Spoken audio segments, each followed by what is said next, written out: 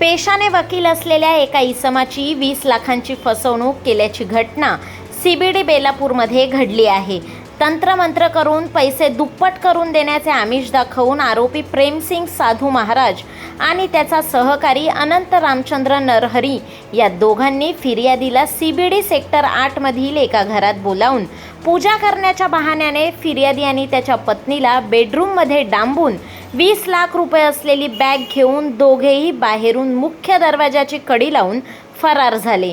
अधिक वेळ होऊन सुद्धा भोंदू तांत्रिक दरवाजा उघडत नसल्याने आपली फसवणूक झाल्याचे लक्षात येताच फिर्यादी वकील यांनी CBD पोलीस ठाणे गाठत भोंदू बाबा प्रेमसिंग आणि साधू महाराज आणि त्याच्या सहकारी अनंत रामचंद्र नरहरी या दोघांविरोधात तक्रार दाखल केली। प्राप्त तक्रारीनुसार CBD पोलिसांनी महाराष्ट्र नरबळी आणि अनिष्ट प्रथा व जादूटोणा अधिनियम 2013 चे कलम 3(2) नुसार गुन्हा दाखल केला आहे। काल दिनांक 22/7/2025 रोजी एक मीरा रोड येथे राहणारे धर्मवीर त्रिपाठी म्हणून 42 वर्षाचे ग्रस्त आहेत। ते पेशाने वकील आहेत। ते त्याची पत्नी आणि त्यांच्या मुलासह यातील आरोपी जो प्रेमसिंग म्हणून त्यांनी नाव सांगितलेलं आहे, बाबा आहेत, ते साधू असल्याचं त्यांनी त्यांना सांगितलं होतं। त्यांची साधारणतः 1-1.5 महिन्यापूर्वी ओळख झाली होती मोबाईलद्वारे आणि त्या ओळखीचा फायदा घेऊन त्यांनी त्यांचा विश्वास संपादन केला।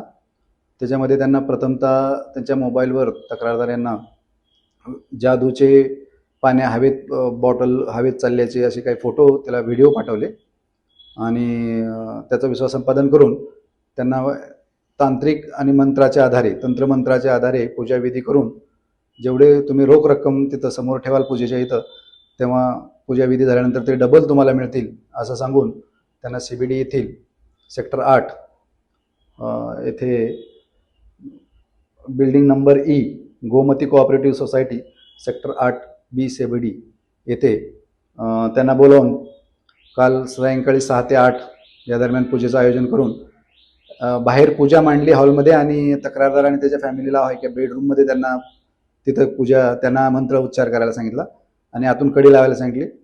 थोड्याच वेळानंतर तो त्यांची पैशाची बॅग घेऊन तक्रारदाराची ज्यात 20 लाख रुपये रोख होते ते घेऊन तो पळून गेलेला आहे।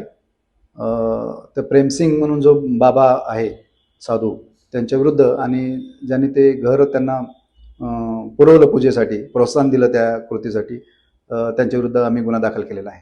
प्राथमिकदृष्ट्या तरी त्यांनी ते LIC त्यांच्या मोडून आणि काही घर विकून त्यांनी ते पैसे अवेलेबल केल्याचं सांगितले आहे। त्याबाबत अधिक तपास चालू आहे। आणि फिर्यादी आहेत इकडले मुंबईचे आणि हा जो गुन्हा घडलेला आहे तो इकडे म्हणजे जे आरोपी आहेत ते इकडले होते की आणखीन काय?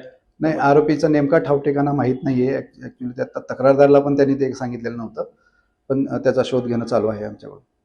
नवराष्ट्रासाठी सावन वैश्य, नवी मुंबई।